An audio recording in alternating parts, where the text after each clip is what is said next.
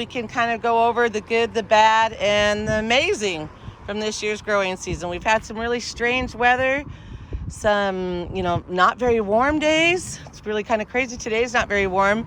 And then we also had a week or 10 days of 100-degree weather for Washington State. That's very strange, at least in Western Washington, where we're at, south of Seattle.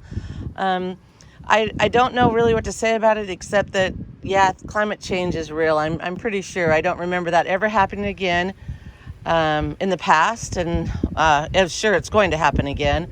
And we also have some, let's see, so far I don't even know where we're on, 55, 65 days of no rain, drought, and lots of fires, not close by us, thank goodness, but on this side of the mountains it just never happened before that I can remember. But we've been having fires, different places around us, up in the hills and things like that. So things are changing, people. But here's what's going on in my gardens at Valley Growing Gardens. Let's start right here. This is a kiwi. This is my male kiwi, who I purchased to help these little kiwis that are out here, the female kiwis that we've got going. This is a sweet potato that I've been working with for, maybe 10 years now, and we do really well with it. You're going to see a lot of sweet potatoes as we go by. They are a really nice purple sweet potato, an Asian purple. Beautiful little flowers. It's obviously very, very happy. If you ever get a chance to grow sweet potatoes, they're a beautiful plant. I love the foliage. Also, just to let you know that foliage is edible. The way that I really recommend is to trim the ends of the foliage off and eat the fresh ones. You can see they're a little bit darker green here. And you trim those off and you eat them just like you would eat spinach. You can saute it for a stir fry, or you can cook it in things. Yes, you're going to hear some cars because this is the front yard part of our garden tour. But you can eat these and they're actually really tasty and stuff. And I recommend doing it towards the end of your growing season. So for us, I will harvest these sweet potatoes probably late October, just before I hear that the first frost is coming. That's when we hit the sweet potatoes and get them out of the ground and start the curing process. But I recommend starting to trim them about the 1st of September. And in my mind, anyways, it tells me that these guys will start putting their strength down and building bigger and better tubers, and we can start eating the greens, because it's a time that our summer gardens are starting to wane a little bit.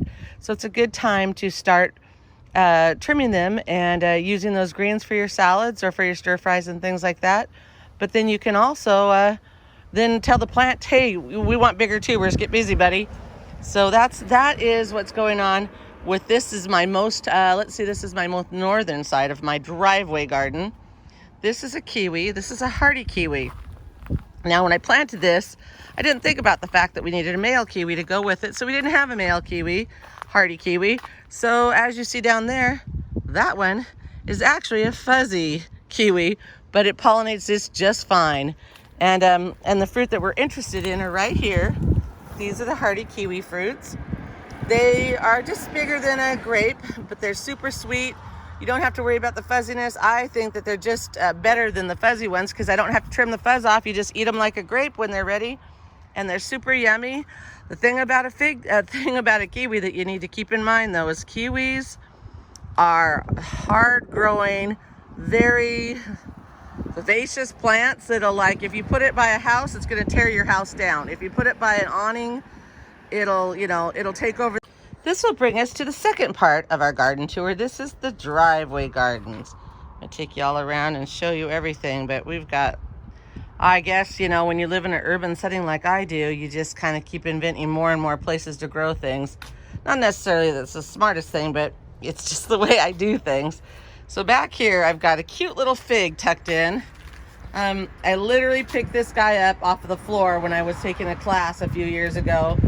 And I grew it in a cup for probably 2 years, embarrassingly, and that's not very nice.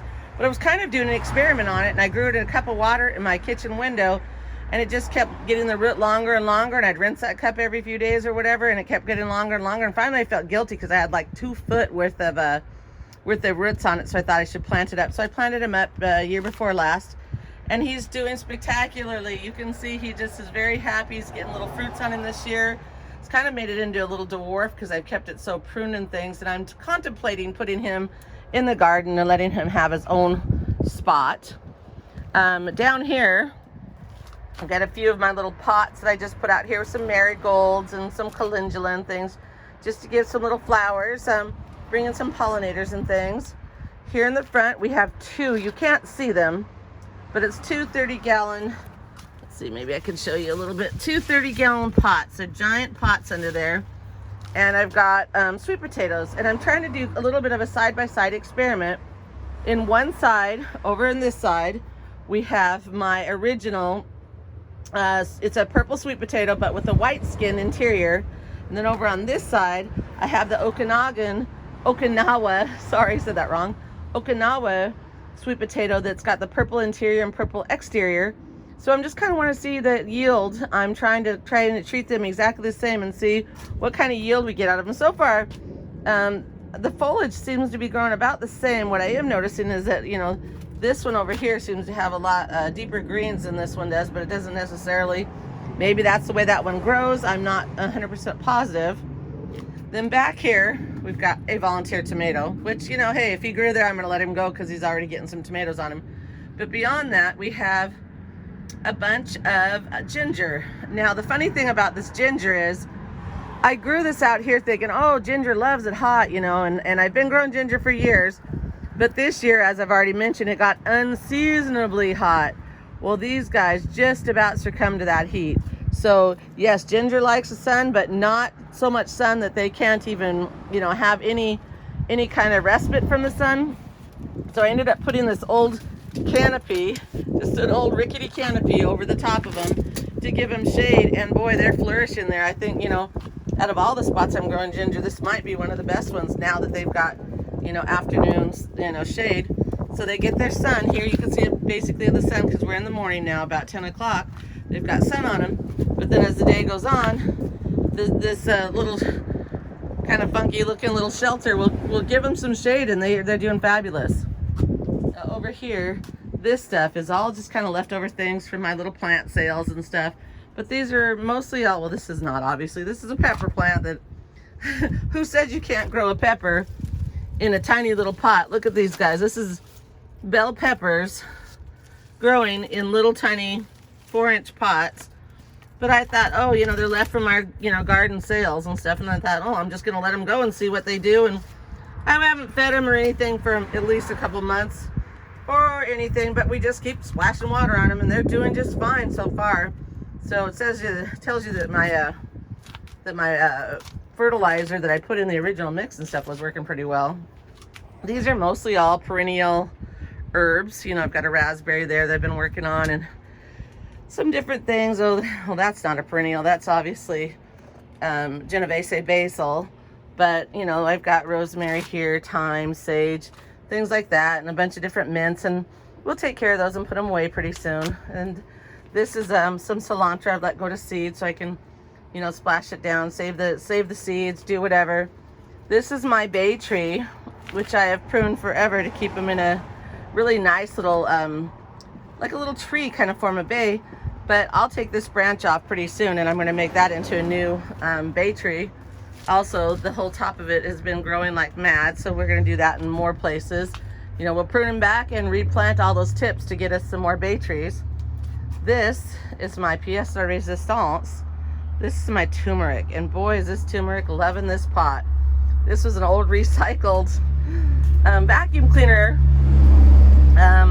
canister for a shop vac, and I took it apart and painted it and stuff, and then I dropped a pot down inside of it, and it makes it so this nice heavy pot is on wheels and can be moved around. But this turmeric is going mad here. As you can see, it's gorgeous. It's loving it. Everything's great. Again, another shot of that bay so you can see how he's kind of gone crazy, but I'll prune him way back and give him a nice shape so I get a little bit more of a sculpture on him. Over here, we've got some lemongrass. It's lemongrass in a pot that we're growing up for the fall, and I'll probably bring them in the house when it starts getting colder. And lemongrass is very good for your teas and things like that. This is my little herb corner. I've got, well, here, let's get a full shot of that. But what I've got over here going on, which is kind of fun, is I just took some some terracotta pots, stacked them on top of each other, and drove a stake through the middle of them, like a piece of rebar or something like that, so that they would stack, and then planted my different herbs and things in each layer. And they've made a fun little tower that didn't cost basically nothing. These are, I love these little strawberries. This is called Regina Alpine strawberries, so they're the wild strawberries, and they're just super, super sweet. They're hard because they don't store very well, but they taste like, they taste, this small berry has as much flavor as the big berries. You just have to really watch them to get them at the right timing, but super good. But you know, I don't know, you'd have to grow miles of them to get enough for any kind of a pie or anything, or strawberry shortcake or anything. This is obviously lavender and some other herbs, and there's some parsley and stuff. We've got carrots here growing in this tower, which need to be harvested.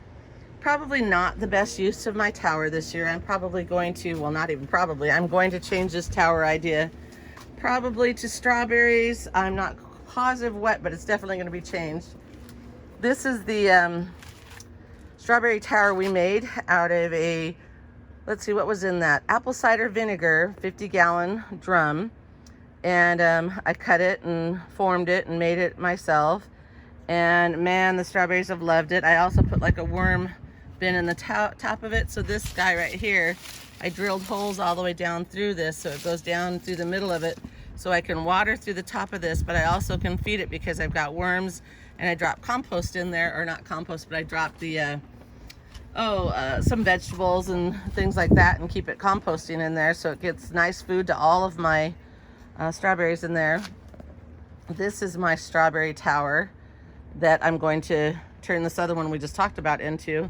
But you can see we're growing strawberries, people, and we pick these guys constantly, but they love it. This is a really nice little strawberry tower. You can do it yourself, very easy. Super easy to take care of. Well, here's one that's not the best, but you just water right through here, and it waters down to all your layers. Then you can throw some fertilizer in each pocket, or you can put it in there all together. Works really well. Here's that one against my other one that we did. This one costs around $150. This one costs 150 hours to do it. It doesn't cost much, but it took some work, but you know what? We did it ourselves. This is another idea on my strawberry tower. So look at this berry, you guys. Look at that. That's a berry. This one I made out of office, well, they're kind of like milk crates or office crates. And what is this one? 3 levels high. And then I took some eco felt here and I sewed it into squares. And this eco felt is made out of recycled water bottles, so it's all, you know, food grade. And then you fill up each level, and then to water this is a pain because, you know, when you cut the holes in the felt, and you know, see how it's solid felt here, then you cut your hole for wherever you want to put your plant. Problem is, it's like, how would you water that, right? So you water it up here. Well, yes, this level is going to get really watered, but what about all these levels down here? So what I did was I took my drip irrigation system and I made a level on each one of a ring, so that then it's all wired together, not wired together, but the water system comes back here. Let's see if I can show you so you can see how it's done. There we go, right there. And it's each level goes down into, each level has a ring of water in it. And then the top has one on that's just a little sprayer. So each level is getting watered, and that's why it's doing so lovely. And so I fully recommend this as a super cheap, super easy, economical way to do it. Just figure out your watering system, because that's going to be your one thing that'll give you problems, is how you're going to get that watered. But for us, the little dripper that's inside there has worked wonderful. And coming through across the fence, you're going to see, yes, more sweet potatoes. In here, in my wine barrels, we've got my super hot pepper garden. We have some nasturtiums, just for loveliness, and also, you know, hopefully we can eat some of those, all edibles. But we've got the nasturtiums there. We've got everything from Death Spiral to Carolina Reaper to West Indies Habanero to gosh, everything you can think of. Now I've had like a shade cloth over them for a lot of the summer because they've been super hot, and they really look very chlorotic. I don't think this driveway heat has been their favorite thing either, but that's where it's at, and I probably would not grow them again in the driveway. Obviously the nasturtiums loved it, so did the pansies, as you can see, and things, but the hot peppers, not the biggest fan of this overly hot area. So again, the driveway area, and that is the driveway gardens. Okay, so maybe a little over the top, but hey, gotta love good strawberries. So next for our garden tour of 2021, this is the outside of my front gardens. We're gonna do the pollinator strip, also known as a parking strip or a hell strip or whatever you wanna call it, but I use every inch. You're gonna figure that out here in a second. So this is my pollinator, or my ode to the bees and the pollinators garden. So here we've got lovely, lovely peppermint. I think this is a chocolate peppermint, but it's not that I really would like to trim this back, but the pollinators love it. So I encourage you to let it flower, because the pollinators at this time of year are really desperate for things to store up for winter. So let it go to flower. Let your bees feed on it, and then you can take it back. In the middle of that, you've got your this is coneflower, or oh my goodness, why am I all of a sudden I heard that truck go by and I just drew a blank. This is coneflower or echinacea, and that is a really beautiful flower also, and also a medicinal herb. This one right here that is just about gone is called El Campiña, and it is another really lovely medicinal plant. Pretty flower. I've got some up here I can show you. A couple little sunflowers here. This is my Methuselah grape. She's out of control, but we love her. So that is what the grape looks like. This is the outside of the garden. You've got some really giant tomatoes we can see up here. Not ripe quite yet, but we've got some pots here. I trimmed back my lavender, but I left this lavender here for the bees. So some for us, some for the bees. You can see this one's trimmed back lovely. This one I left for the bees, but it's about time to clean it up. It's not much left for the bees at this point, so we could clean it up. These are our raspberries that are our doorway raspberries. But as you can see, that heat hit them hard this year, but they have made it. But we definitely lost some branches. There's a lot of people who lost a lot more than a few branches of raspberries with all the heat in Washington this year. Here's some more over here. It needs to be cleaned up, but they're alive, so that's a good thing. And back to their pollinator strip, we have a lot of calendula. Calendula. We've got some borage in here. Again, calendula. This is at El Campiña, and I'm probably saying it wrong, but look at this guy. Look at this lovely little bee down in here too. See that little bee? Isn't that beautiful? I love the little spiky flower on that guy. So it's a beautiful, very tall, lovely. We've got a nice little sunflower going. Again, we've got more echinacea, calendula. This is borage starting all down here. This is plantain. Not that I planted it, but that's plantain. Plantain is also very good and medicinal, so don't just think it's nothing. Got plantain, borage, and yes, calendula in there. Or take a peek at this little bee right here. Say hello. See, there's just not much out there for them, so give to your bees right now. This is my post I made to just ode to the pollinators. So I made this and put this out here to kind of go along with our library that we have here. It's also supposed to be a food pantry, but it looks like the food pantry is empty, so we need to get some more stuff in there. This is the outside of we've got over here. This is a raspberry. It's a thornless raspberry. This is thornless blackberries all along in these pots. And then we've got our espaliered apple trees, which I'm going to be really honest, we have had a heck of a time with apple maggots and also codling moths. So between the two of them, they have pretty much decimated my apples, and I'm just sick from it, because this is like this one. Look at these apples, people. These are beautiful, but every one of them has probably got, I'm pretty sure, has got horrible, horrible bug bites in it. Well, that one you can see right there. You can see it right there. So, yep. Next year I'll be battling with how to do that organically. We tried the little stockings, and what I've learned about the stockings is, first of all, it takes you forever to do it. We did 450 stockings on apples this year, and I believe they will keep out the apple maggots, but the codling moths don't care at all. They go right through that stocking. Don't even let people make you think. They will just go right through it. So nope, they won't. They were a fail. I don't think that they're worth the time, and they definitely didn't make things better. So just skip that, stay safe, and figure out something else. We're thinking about surround maybe for next year. So back over here, we're doing the more lovely little sunflowers. So I've got drip irrigation in here. This is red oryx spinach, just a volunteer that's coming in there. But you can see that your pollinator garden can be just very lovely. You just have to keep it going and take care of it, feed the bees, and it'll be there for when the bees are not for when the bees don't have a lot of other things. This is my lavender again that I kept for the bees. Obviously needs to be trimmed again. This is the parking area. Here you can see the outside of our yard. This is my lovely fig, which we got a lot of figs off of this year, and so it's been very good to us. Over here we've got more lavender that obviously needs to be cleaned up too. Cone flowers again, or echinacea.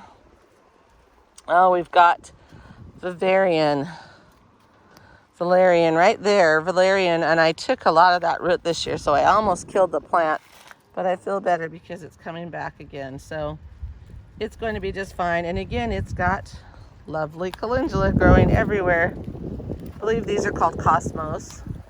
This is the outside. We've got new wood chips to spread all over the yard, so we've got piles of wood chips along with the posts. So, and then of course sunflower, who's growing voluntarily underneath my fence, but you know, hey, if he grew there, I let him go. This is our cornfield, also known as a hell strip or a parking strip, but we've got 250 corn planted along here, which we're about to start harvesting. You can see the corn's done quite well. You can hear it, I'm sure. I don't know why I picked such a windy day to do this, but there you go, a lovely corn. We're going to be picking that today, roasting it, and freeze drying a lot of it, so we'll have it for the winter time.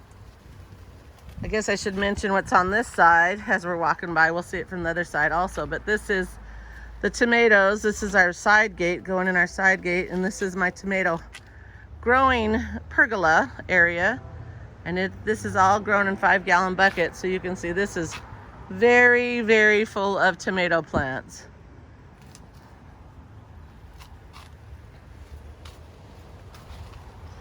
Here we've marked some corn. These are ones that we're going to save for seed. I kind of went along and picked the ones that I felt were the nicest, the strongest plants, and we're going to grow them for seed. This is our area that we grow artichokes. Now the artichokes have had a very, very tough year. They are coming back, it looks like, but I think it just got so hot for them. We grew a lot of artichokes here, but I have saved seed from them. That's what these guys are, just here for seed now. And then I'll be able to clean this area up and we'll go back. We do have an artichoke down here coming back. We've got one right here that's not doing real great, but he's coming back, so hopefully he'll be okay. This is our garlic area. All of this is covered up in the effort to basically solarize the soil and just make it nice and clean. This one obviously got opened back up, so I'm going to have to come out here and get it covered up. But that's what that's doing. We've got nice healthy soil under there, covered it up so we don't have a ton of weeds, and we'll be using this really soon to plant our garlic at the end, or on Halloween, at the end of October on Halloween. This is crazy, crazy. This is our asparagus field, otherwise known the other side of the sidewalk. But you know, at the end of the season, we let this stuff kind of go crazy, and we got tons of asparagus off of it. I will let it go like this. We'll trim it back from the sidewalk so people can get by a little easier here. It needs to be trimmed again. Kind of got a string there trying to hold it up a little bit.